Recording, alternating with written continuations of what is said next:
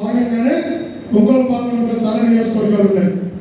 గిద్దలూరు, కనిగిరి, మార్కాపురం ఇవన్నీ ఉన్నప్పుడు నంద్యాల పార్లమెంట్లో భాగం. ఇవన్నీ కూడా రాయలసీమకి ఒంగోలు పార్లమెంట్కి ఒక సంబంధం ఉంది.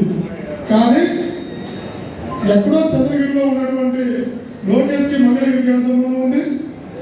ఎక్కడో చంద్రగిరిలో ఉన్నటువంటి కుప్పంకి ఏ సంబంధం ఉంది? ఎక్కడో కడపలో ఉన్న సీఎం రమేష్కి అనకాపల్లికి ఏ సంబంధం ఉంది?